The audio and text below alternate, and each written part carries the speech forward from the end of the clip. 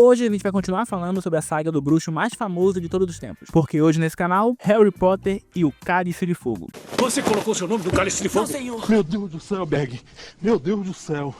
Em 2005, os fãs de Harry Potter foram agraciados com mais um filme da franquia, o quarto filme. E é claro, eu fiz vídeo aqui no canal sobre os 3 primeiros, então link nos cards, vai assistir antes de continuar acompanhando, beleza? Nesse filme aqui, a gente vai ter os protagonistas mais maduros e totalmente cabeludos, porque sim, esse ano foi o ano que ninguém cortou o cabelo. E se você quer ter cabelo grande e volumoso, é só entrar no link dos cards. Mentira, não tem link dos cards, não tem patrocínio nesse vídeo, então é sério, se tu quer ajudar o canal, vira membro, porque isso ajuda demais o canal, já que o Tigre no diminutivo não falou comigo ainda, e eu continuo pobre. Então muito obrigado a todo mundo que é membro e patrocina esse conteúdo aqui, tamo junto. Mas pra entender melhor a história, como sempre, vamos à nossa sinopse. Harry retorna pro seu 4º ano na escola de magia e bruxaria de Hogwarts, junto com seus amigos Rony e Hermione. Dessa vez, acontece um torneio entre as 3 maiores escolas da magia, com um participante selecionado de cada escola pelo Cálice de Fogo. O nome do Harry aparece, mesmo ele não tendo se inscrito, e ele precisa competir. Exatamente. Esse ano a gente vai ter o torneio Tribruxo, que vai ter 4 participantes, porque com Harry é sempre assim, acontecem coisas estranhas. E descrevendo um pouquinho aqui os participantes, a gente tem o Harry, que vocês conhecem, a gente tem a Fleur Delacour, que tem uma única função nas provas, que é ser eliminada primeira e ficar gritando, na moral.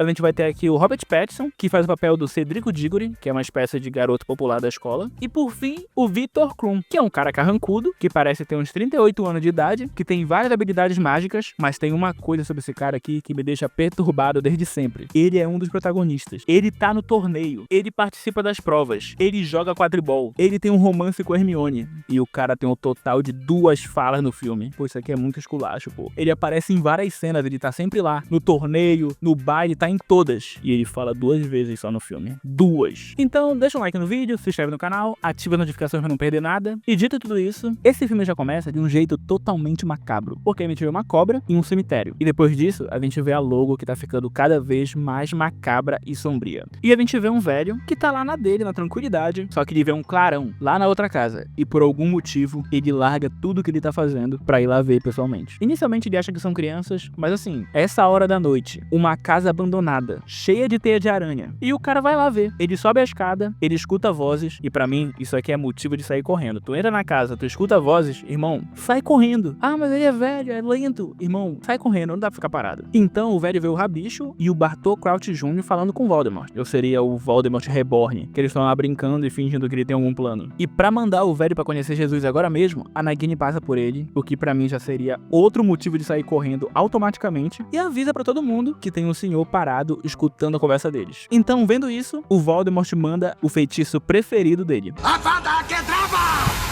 E morreu. E aqui, finalmente, a gente vê o famoso Harry Potter, que se acorda desesperado, porque tudo isso aqui foi um pesadelo dele. Na verdade, não foi, só que ele não sabe ainda. A Hermione fala com o Harry, acorda o Rony e manda os dois se arrumarem, porque todo mundo aqui tá na casa da família Weasley. Finalmente, a gente tem um filme que o Harry não começa na casa dos filhos otários dele. Mas isso não quer dizer que ele não tava lá antes, só quer dizer que eles cortaram essa parte do filme. E todo mundo aqui se dirige pra um lugar onde eles encontram o pai do Cedrico e o Cedrico. Eles encontram uma bota velha, que na verdade é a chave de um portal, todo mundo pega na bota, eles saem girando e acabam indo parar num lugar onde vai rolar a Copa Mundial de Quadribol. E a gente vê uma festa, gente pra caramba, em todos os cantos. Tem até o Dobby aqui, mano. Tem torcida organizada. Firme seria uma briga de torcida organizada mágica. Aqui no Devaneios, a gente não é a favor da briga. Mas, pô, briga de torcida com magia, pô, aí é outro nível. E tem outro feitiço aqui que eles fazem, onde a gente tem uma barraca que é pequena por fora e por dentro ela é gigante. Simplesmente a melhor magia de todas. É tipo casa de traficante, tá ligado? Que na frente ela é toda podre, capenga. E quando tu entra, parece uma mansão. Não que eu já tenha entrado na casa de um traficante. Eu só vi no filme. E todo mundo aqui vai pro estádio pra ver o melhor jogo de quadribol, dos melhores jogadores, dos melhores times. E claro, chegando aqui, a gente vê também o Lucius Malfoy e o Draco, que de novo, pela 4ª vez na franquia, aparecem pra fazer a parte deles. A parte de serem 2 completos otários. E eles dão aquela esnobada porque eles são ricos e a família Weasley é pobre. Eles fazem aquelas coisas que otários fazem. Veja por esse ângulo. Se chover, vão ser os primeiros a saber.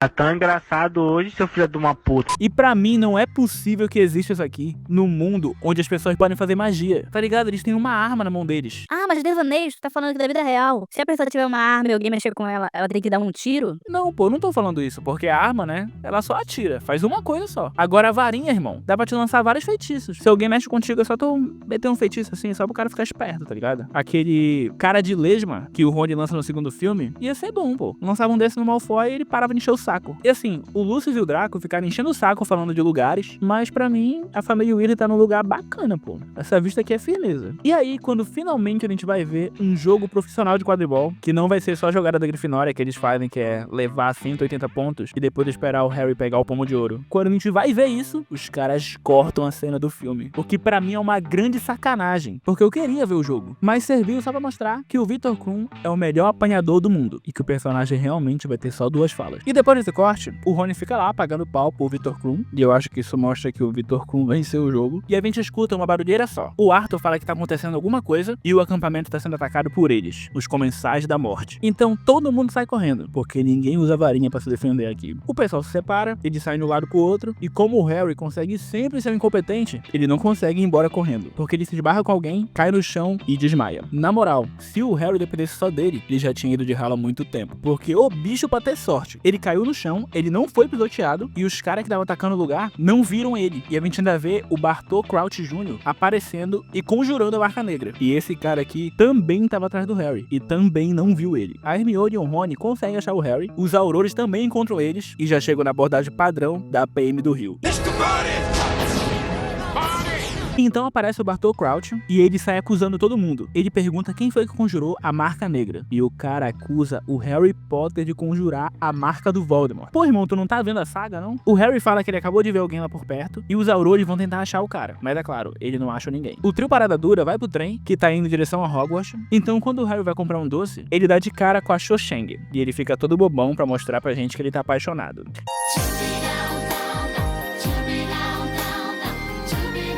A Hermione fala que é um absurdo o Ministério não saber quem conjurou a Marca Negra, e o Rony fala que é exatamente isso que deixa todo mundo mais preocupado, porque aconteceu debaixo dos narizes deles. A Hermione então fala pro Harry que o Sirius ia gostar de saber de tudo que tá acontecendo, e que é melhor o Harry falar com ele. Chegando em Hogwarts, a gente vê que esse ano a escola vai ter alguns convidados, porque Hogwarts foi escolhida para sediar um evento lendário, o Torneio Tribruxo, que reúne 3 escolas para uma série de competições mágicas. E o Dumbledore deixa bem claro, quem for escolhido tá na merda, porque se morrer não é problema dele. Então a gente conhece as moças da Academia de Magia de Bobatons. E o Rony e o Harry ficam animadões, cara. Puxa vida. Que isso, Harry, te acalma. E depois a gente conhece os caras que estudam na escola de Durmstrang. E eles já chegam na maior moral, metendo um bocado de passo de capoeira. Eles lançam fogo e fazem uma festa. Mas o que importa pra gente aqui é que quem estuda nessa escola é o Victor Krum. Ele fala alguma coisa? Não, ele não fala, ele só anda. E depois de tudo isso, o Dumbledore fala que o aluno que vencer vai receber a glória eterna. Mas que pra isso, ele precisa sobreviver a 3 tarefas. 3 tarefas extremamente perigosas. E por causa disso, somente maiores de 17 anos vão poder participar do torneio. E os gêmeos aqui acham isso ridículo.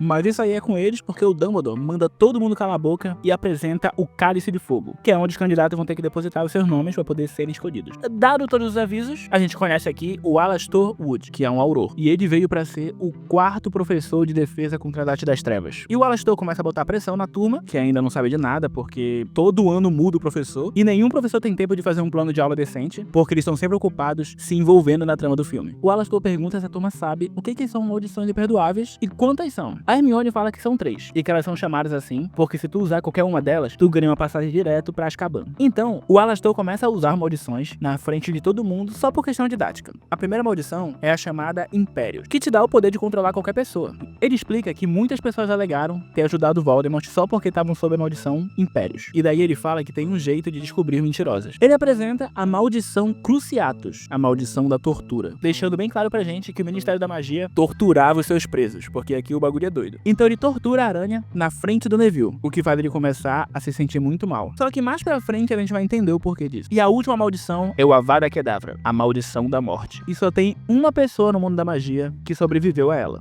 Ele! O homem! Uma máquina!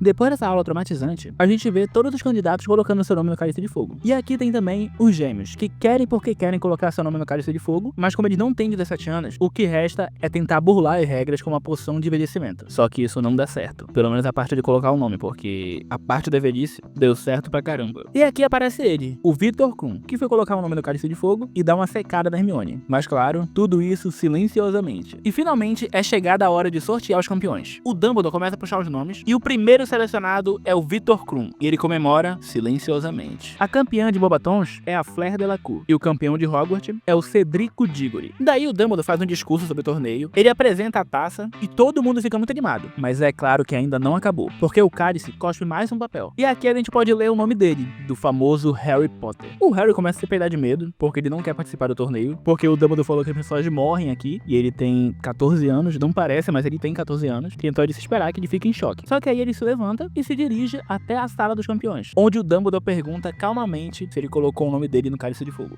Você colocou seu nome no cálice de fogo? Meu Deus do céu, Bag.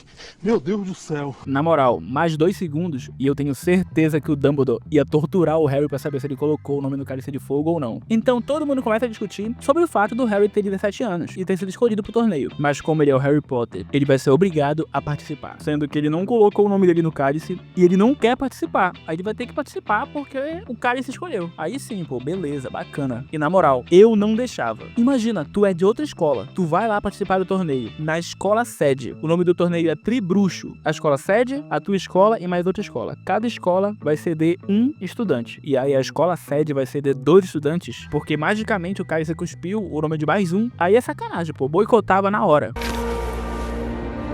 Harry Potter. Ah! Parei! Parei, família! Parei! É máfia! Basta! Então os professores conversam com o Dumbledore e a Minerva fala pra ele que ele tem que parar com isso. Ele tem que parar a competição, porque primeiro foi a marca negra, depois o nome do Harry apareceu no cálice. Só que aí o Snape fala que se eles quiserem saber até onde as coisas vão chegar, eles precisam deixar tudo se desenrolar. E a Minerva manda essa aqui.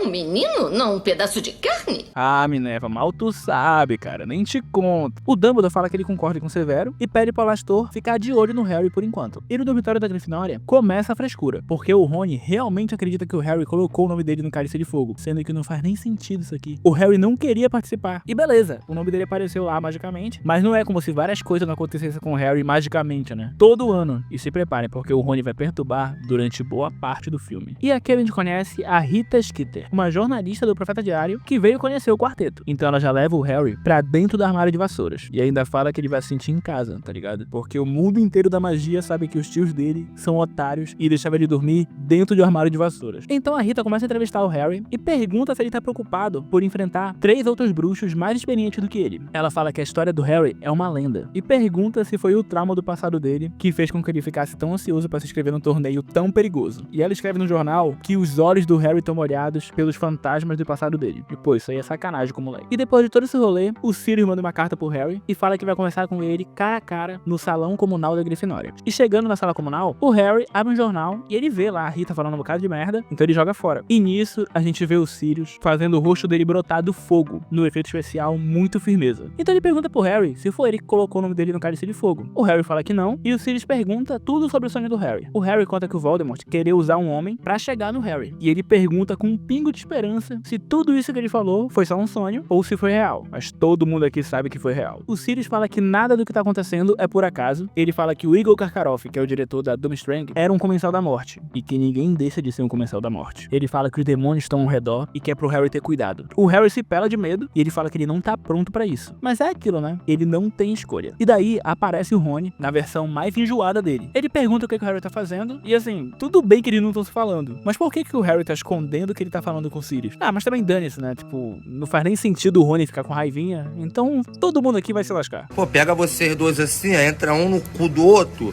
e vai os dois pra casa do... No outro dia, como o Harry e o Rony não estão se falando, parece que a Hermione também se bandeou pro lado do Rony. Tanto que o Harry agora só tá andando com o Neville. E aqui a gente vê a Hermione, a Gina e o Rony, que chegaram pra dar um recado pro Harry. E o recado é que o Rony pediu pra dizer que o Simas disse a ele que Parvati disse a Dino que o Hagrid tá procurando o Harry. Diz pro Ronald... Eu não sou uma coruja! suja! Cara, da onde é que saiu tanta raiva? Por que esses dois patetas aqui não estão falando com o Harry? Na moral mesmo, por quê? Ah, o nome dele saiu do Cálice de Fogo, ele não falou, brigou com o Rony. Dane-se, cara. Como assim? Por que os caras não acreditam nele? Ele não colocou, pô. Todo ano acontece uma merda. Essa aqui foi mais uma. E ainda mais agora que a marca negra reapareceu. Mas beleza, pô. Porque todo mundo aqui tá sendo otário. O Harry vai encontrar o Hagrid. E o Hagrid tá todo meninão. Ele tá indo encontrar a Olímpia. Porque ele tá se dando bem com a diretora da Bomba Tons. E como a corrupção rola solta em Hogwarts, o Hagrid vaza pros dois que a primeira tarefa vai ser derrotar um dragão. Então o Harry vai falar com o Cedrico pra avisar que eles vão ter que derrotar um dragão. E quando ele tá indo lá falar, todo mundo começa a tirar uma onda com a cara dele. O que pra mim não faz nenhum sentido. O Harry é o garoto que sobreviveu. E ele tá desde o primeiro ano ajudando a escola a não fechar. O mano lutou contra o basilisco usando uma espada. Como é que tem alguém mais popular que o Harry nessa escola? E não é nem pelo fato de ser popular. Tipo, beleza que tem alguém mais popular que ele, alguém que o pessoal gosta mais. Mas por que estão tirando o Harry pra merda? Por quê? Sério, o Cedrico deve ser bom no quadribol. Mas isso ia fazer só o pessoal da Lufa-Lufa gostar dele. Por causa do time. Não a escola inteira. E o Harry fala pra ele sobre os dragões e diz que ele já falou pra Flair e pro Krum. Porque todo mundo tá roubando no torneio. E pra continuar a briga idiota do Harry com o Rony, o Harry chega pro Rony e fala: "Você é o perfeito idiota, sabia? Fique bem longe de mim." Eu não tenho paciência pra isso aqui. E o Malfoy aparece depois disso e já começa a encher o saco. Ele fala que o Harry não vai durar 10 minutos no torneio, sendo que o Malfoy não conseguiu durar uma partida inteira de quadribol. Quem é ele pra falar alguma coisa? Então o Malfoy aqui é um merda, ele sempre aparece aqui só pra reforçar que ele é um merda, e é isso. Então o Harry fala pro Malfoy: "Eu estou pouco ligando pro que seu pai acha, Malfoy. Ele é mau e cruel e você é patético." E isso aqui é absolutamente verdade. O Draco dá uma xericada e ele tenta atacar o Harry pelas costas, mas aí então o Alastor aparece e transforma ele numa andorinha. Daí ele taca a andorinha dentro da calça do amigo dele. E pô, muito bem feito, muito bacana, muito bem esculachado, muito belo e moral. O Alastor vai falar com o Harry e ele tenta criar uma estratégia pra derrotar o dragão. E o Harry vai fazer o que ele mais sabe fazer: usar a vassoura. O Harry de novo tá com medo, porque esse filme aqui é inteiramente assim, o Harry fica com medo o tempo inteiro. E nisso, a Hermione, a traidora aqui do cacete, que tava do lado do Rony na briga, nessa briga idiota deles, aparece e fala pro Harry que vai dar tudo certo. Ele só tem que se concentrar e depois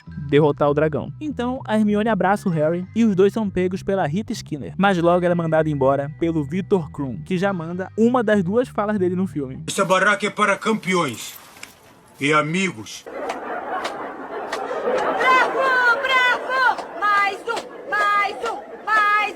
Coitado do cara, o cara é protagonista do filme também. Ele não tem fala, ele gravou pra caramba, tem um bocado de cena dele, tem foto promocional, tem tudo. E ele tem tipo 4 linhas de diálogo. Então, o Dumbledore chega pra sortear os dragões. E é claro, o Harry fica com o mais perigoso de todos. O Bartô fala que o objetivo é simples. Eles têm que pegar o ovo e derrotar o dragão. Simples, né? Se não fosse pelo dragão. E de novo, pra nossa imensa tristeza, a gente não vê os campeões lutarem contra os dragões. Porque essas cenas aqui são cortadas. Eu não tenho ideia da estratégia que nenhum deles usou pra vencer os dragões. Na moral, pô, por que não tem essas cenas? Ia dar muito trabalho fazer 4 cenas lutando contra dragão? Ia, mas pô, pra mim, isso aqui era indispensável. Mas aí, chega a vez do Harry. E quando ele entra na arena, já que o Harry é uma porta, ele tenta pegar o ovo andando normalmente. Daí ele toma um fogaral na cara pra ficar esperto, leva umas porradas de leve e tem que se virar. E é preciso a Hermione gritar: "Sua varinha, Harry!" pra ele poder ter ideia de lançar algum feitiço. Senão ele ia ficar lá, passeando pela arena. Daí, ele faz um feitiço pra vassoura dele chegar perto dele, e ele até tenta pegar o ovo de primeira, mas ele não consegue. Então ele dá um balão, ele tenta fugir, daí o dragão se solta e vai atrás dele, fazendo assim toda a galera que pagou pra fechar o Harry contra o dragão ficar de xereca, porque eles não veem nada. Tipo, eles pagaram pra ver a luta, e o Harry vai embora com o dragão. Então eles ficam lá esperando o Harry se virar e voltar. Enquanto isso, o Harry tá fugindo, então ele cai da vassoura e depois de muita luta ele consegue pegar a vassoura de volta, porque tem vezes que o dragão esquece que ele sabe voar. E graças a isso, o Harry consegue vencer, porque o dragão se bate e ele acaba caindo. Tipo, o dragão voa, e aí aqui ele cai. É sorte pra caramba, né? Então, o Harry volta pro estádio, e sim, ele consegue vencer e pegar o ovo. Todo mundo fica feliz da vida, porque o Harry agora é popular de novo, é a maior festa, e a galera toda fica beijando o ovo do Harry, porque é isso aqui que acontece, né? O Simas dá um beijão no ovo do Harry. Ele abre o ovo pra ouvir a dica da tarefa, e tudo que eles ouvem é um som ensurdecedor. E o Rony aparece, e finalmente esse otário percebe que não foi o Harry que colocou o nome no Cálice de Fogo. E ele fala que aquele negócio lá de o Simar disse pra Parvati que o Dino sei lá o que lá, foi um jeito dele avisar pro Harry a tarefa sobre os dragões. Mas só que não deu certo porque não fez sentido nenhum. E na moral, nem essa briga fez sentido porque é igual da briga escrota, bicho. Tem nada a ver, ninguém me convence do porquê que o Rony ficou com raiva. É óbvio que não foi o Harry que colocou o bagulho aqui. Durante o almoço, o Rony recebe uma encomenda. O cara ganha um vestido. Ele até oferece pra Gina, ela fala que ela não quer porque é muito feio. Só que na verdade isso aqui não é um vestido, é um traje a rigor, porque vai rolar o baile de inverno, que é uma tradição do torneio Tribruxo, que a escola oferece um baile na véspera do Natal. E como diz a Minerva,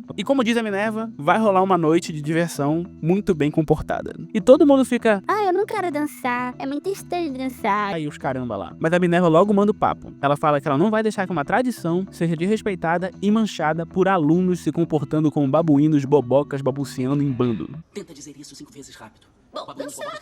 E a Minerva mostra pra todo mundo como é que eles vão dançar. E pra isso ela usa o Rony como par. E todo mundo aqui se prepara pro baile de inverno. Mas falta um grande detalhe. Eles precisam arrumar uma companhia. E aí o Harry fica com dificuldade de arrumar um par. Tipo, o moleque que sobreviveu, que lutou com o Voldemort, que derrotou o Basilisco e que é um dos campeões aqui e acabou de matar um dragão. Ele não consegue arranjar um par. E o pior é a cara de desprezo que as meninas fazem pra eles. E depois de esgotar qualquer possibilidade, o Rony vai convidar a Hermione pro baile. Mas ao invés de chegar na moral e falar, Pô, Hermione, eu quero te levar pro baile. tá ligado? Não. Ele vira pra ela e fala, Tu é uma garota. E um cara ir sozinho pro baile é normal. Mas uma garota é muito triste. então, com toda razão, ela fica com raiva dele e fala que já tem um par pro baile. E aí o Harry e o Rony continuam sem um par. E o Harry tá passeando por aí, e no meio disso, ele dá de cara com a Cho. E busca no fundo da alma dele coragem pra chamar ela pro baile. Só que pro azar dele, ela também já tem um par. E o Rony tentou chamar a Fleur Delacour pro baile, porque ele fica secando a bunda das meninas o tempo todo. E quando ele viu ela andando, ele achou muito incrível e convidou ela aos berros. E claro, nenhum dos dois tem um par ainda. Mas então, o Harry vê a Parvati e a Patil passando perto deles e dizendo oi, né? O que faz ele querer chamar as duas pro baile. Uma delas vai com o Rony e outra vai com ele. Tipo, o Harry convidou um par pro Rony. Aí sim, né? O cara dá assistência e ainda marca o gol. E beleza. Finalmente chega o dia do baile. Todo mundo aqui tá muito bem vestido, menos o Rony. E a gente vê a Hermione, que tá muito bonita, e descobre que o par dela, na verdade, é o Victor Krum, que é claro, vai receber ela sem dizer nenhuma palavra. Os campeões vão dançar, começa o baile, começa a diversão, rola um rock doido, mas o Harry e o Rony aqui são dois bestas, eles não se divertem, eles não curtem, eles ficam sentados vendo todo mundo se divertir. Eles podiam até pegar uma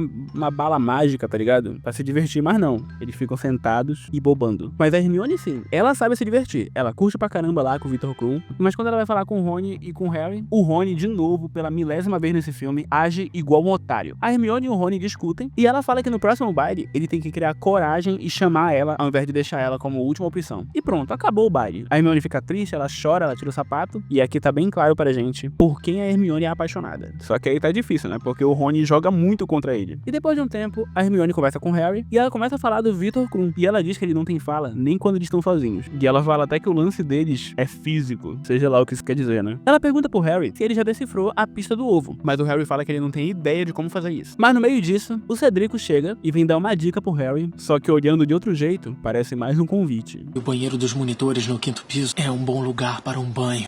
Bate leite. E o Harry vai lá esperar o Cedrico pro banho. Eu tô brincando, pô. Ele vai pro banheiro com o ovo dele pra tentar achar a pista. E lá ele dá de cara com a Murta que geme, que tá uma safadona aqui. Muito tempo que não o vejo.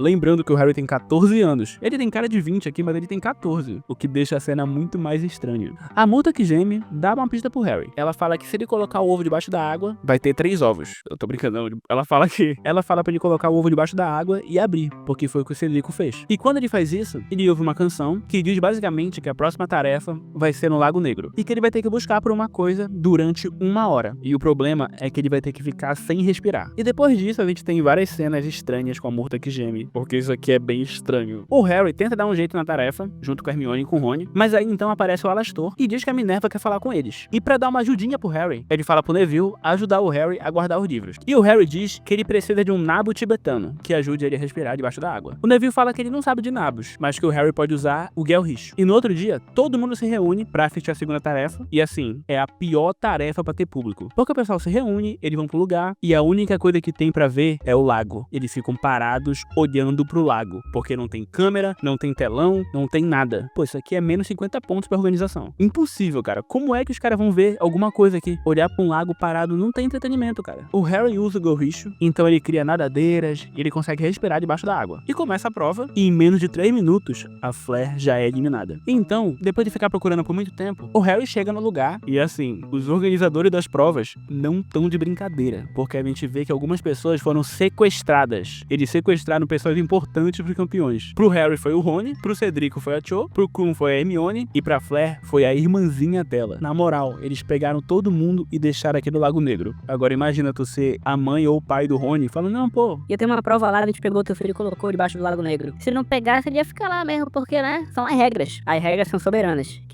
que bagulho é esse, cara? Como assim? Um a um os competidores vão pegando seus tesouros, menos a Flair, porque ela foi eliminada. Então o Harry fica esperando pra ver se alguém vem pegar a menina, mas não aparece ninguém. E como o Harry é um herói, ele tenta resgatar a irmã da Flair também. E ele passa por poucas e boas, e os sereianos quase levam o Harry pra conhecer Jesus pessoalmente. Mas o Harry consegue se virar, e ele salva não só o Rony, mas também a irmãzinha da Flair. O que rende pra ele o segundo lugar pela sua bravura moral. Mas assim, a pergunta que não quer calar, é sério? É real? Se essa galera aqui não tivesse passado na prova, eles não tivessem pego os reféns, eles iam ficar no Lago Negro pra sempre? Porque pelo choro da Flair, dá pra entender isso aqui. O Bartol Crouch vai conversar com o Harry pra parabenizar o rapaz, falar um pouco da vida, mas no meio da conversa aparece o Alastor, que confronta o Bartol, perguntando se ele não tá querendo fazer com que o Harry aceite a vaga no ministério. Só que aí, olhando pro Alastor, o Bartol vê um tique que remete ele a outra pessoa, e ele fica totalmente em choque. Só que tudo piora, porque depois de alguns minutos, a gente vê que o Bartol foi assassinado. É claro que depois desse acontecimento macabro, o ministro da magia aparece pra falar com o Dumbledore, porque o Dumbledore quer que suspenda um torneio. Só que o ministro fala que tá tudo certo, pô, relaxa. Ih, aconteceu nada, continua. O Harry aparece e ele acaba interrompendo a conversa. O Dumbledore fala pra ele esperar um pouco na sala, porque logo ele tá de volta. Mas é claro, o Harry começa a mexer em algumas coisas, e nisso ele encontra uma penseira. E como ele é muito curioso, ele mete a cara na água e acaba caindo dentro da memória do Dumbledore. E lá ele vê um julgamento, o julgamento do Igor Karkaroff. E o Igor tá aqui pra dedurar todo mundo, porque isso aqui foi depois da queda do Voldemort. E nisso, ele fala que alguém torturou o Frank Longbottom e a sua mulher. E esse infeliz foi o Bartol Crouch Jr. Sim, o filho do Bartol Crouch. Porque o filho do cara era um comensal da morte. E esse também é um cara que aparece no sonho do Harry direto. E por coincidência, ele tem o mesmo tique do Alastor. Não sei porquê. O Dumbledore aparece e fala pro Harry que ele pensa muito sobre as coisas, sobre tudo que aconteceu. Só que ele não consegue chegar numa resposta. E o Harry fala que ele sonhou com o filho do Bartol Crouch, o que deixa o Dumbledore pensando ainda mais. Mas relaxa, esquece isso, porque finalmente a gente chegou na terceira tarefa, que de novo vai ser uma merda pra quem tá assistindo. Porque a gente tem um labirinto, onde os competidores vão entrar, e os pagantes, a plateia, vai ficar do lado de fora olhando, sem ver o que tá acontecendo no labirinto, porque não tem telão, não tem câmera, não tem nada. Isso aqui é a mesma coisa de tu comprar um ingresso pro jogo de futebol, assistir a entrada em campo e não assistir o gol. Na moral, não tem condição, cara. Como é que os caras moram no mundo da magia? Magia. Mágica. E eles não arranjaram telão e câmera. Mas ok, beleza. Aqui, os primeiros a entrar vão ser o Harry e o Cedrico, porque eles são empatados em primeiro lugar. Logo depois, vai entrar a Flair e o Krum. E o Dumbledore explica que dentro do labirinto não vão ter criaturas marinhas ou dragões, e sim pessoas. E que dentro do labirinto, as pessoas mudam. Mas tudo que eles têm que fazer é chegar no centro e recuperar a taça da vitória. Então, com 3 minutos de prova, a Flair já dá um gritão e é eliminada. A mina é o Vasco da competição, não é possível. O Harry sai correndo por aí, ele dá de cara com o Krum, que não ataca ele, porque senão vai acabar a franquia. E quando o Harry vê a Flair sendo levada, ele taca a flecha vermelha pra cima pra avisar que ele quer desistir. Mas como o labirinto tá roubando pro Harry, bate um ventaral que leva o Harry pra mais perto da taça. E no meio disso, ele encontra o Cedrico e o Krum. Só que aí o Cedrico vence o Krum e logo depois, ele e o Harry disputam pra chegar na taça. Mas o detalhe é que o labirinto tá fazendo de tudo pro Harry ganhar. Tanto que os arbustos tentam puxar o Cedrico. E quase que ele vai de ralo na prova. O Harry então olha pro Cedrico e ajuda ele. Os dois saem correndo de lá e eles pegam a taça juntos. E nisso, eles são teletransportados pro cemitério, porque a taça era a chave de um portal. O Harry fica em choque porque eles estão no cemitério dos sonhos dele, e ele acaba vendo uma lápide, escrito Tom Riddle, que é o Voldemort. O que faz a cicatriz do Harry ficar doendo pra cacete. E tudo piora porque aparece o Rabicho junto com o Voldemort Reborn. E tudo piora ainda mais porque sim, o Rabicho mata o Cedrico. Ele prende o Harry e ele começa um ritual totalmente macabro, que envolve jogar o Voldemort Reborn no caldeirão, pegar o osso do pai do Voldemort sem consentimento, um pouco de carne do servo dada de bom grado e o sangue do inimigo tirado à força. E aí tu mistura tudo isso e tu consegue trazer o Lorde das Trevas de volta à vida. E eu tenho que admitir que quando era criança e eu vi vi isso aqui pela primeira vez, eu morri de medo. Porque olha pra esse diabo. Qual foi isso aqui? É macabro. E um cara acabou de cortar a mão na frente do Harry. E o Voldemort volta. Daí ele pega a varinha dele e lança a marca negra. E isso faz os seguidores dele aparecerem no cemitério. E a gente vê aqui que não só o Lucius tá no Comensal da Morte, como os pais do Crabbe e do Goyle também. É a família podre, os amigos podres, tudo é podre. E o Voldemort começa a xingar todo mundo, dizendo que eles são traidores e que não foram atrás dele depois que ele foi derrotado por um bebê. E pô, se eu fosse do mal e meu chefe fosse derrotado por um bebê, eu também não ia atrás dele. Na moral, eu tinha esquecido isso aí. E o Voldemort pisa na cara do Cedrico. Isso faz com que o Harry grite e, pro desespero do Harry, ele volta a sua atenção total pra ele. E ele explica que quando a Lilian deu sua vida pelo Harry, ela criou pra ele uma proteção máxima, que não deixou com que ele tocasse no Harry. Mas agora, ele pode tocar no Harry. E ele vai até duelar com o moleque. Ele mete um Crucis no garoto, tudo vira um terror e o Harry tenta lutar usando Expelliarmus. Aí tu tá de sacanagem, né, Harry? Nessa altura do campeonato, o Voldemort fala que hoje ele vai matar o Harry e que a partir de agora ninguém nunca vai questionar os poderes dele. O Harry se esconde, mas o Voldemort dá uma provocada nele, falando que ele quer ver a luz deixar os seus olhos. Então, os dois travam uma batalha de Avada Kedavra versus Expelliarmus, porque o Harry insiste nesse feitiço. Então, as varinhas se conectam e isso faz com que algumas almas das pessoas que o Voldemort matou, incluindo o velho do começo do filme, apareçam. E pô, coitado do velho, ele não tá entendendo nada. E, incrivelmente, o pai e a mãe do Harry também aparecem. Eles falam que eles podem ajudar e que quando o Harry cortar a ligação das varinhas, eles podem aguentar durante alguns instantes, pro Harry poder correr e voltar para a chave do portal. E nisso, o Cedrico, que acabou de falecer, pede pro Harry levar o corpo dele de volta pro pai. Então o Harry solta e ele consegue fazer tudo isso. Ele vai até o Cedrico, ele pega a taça e volta pro labirinto. E ele consegue deixar o Voldemort com cara de otário de novo. E se eu sou o Comensal da Morte, eu não seguia mais o cara. Ele perdeu pro Harry de novo, cara. Ele perde pro Harry todo o tempo. Quando o Harry volta, ele fica chorando, dizendo que o Cedrico morreu e que o Voldemort voltou. Só que ninguém sabe de nada, né? Porque não tinha câmera, não tinha telão. Ninguém viu o que aconteceu. Pô, imagina a audiência que ia ter se eles transmitissem tudo o que acabou de acontecer. Ia ser um recorde fenomenal. E como o Cedrico morreu, o Harry tá em choque. O Alastor então pega o Harry e eles vão embora. E na sala do Alastor, ele começa a perguntar pro Harry o que aconteceu. Mas ele pergunta com um tom de admiração. Ele pergunta como é estar na presença do Lorde das Trevas. E ele começa com aqueles tremeliques dele. Ele tenta beber uma parada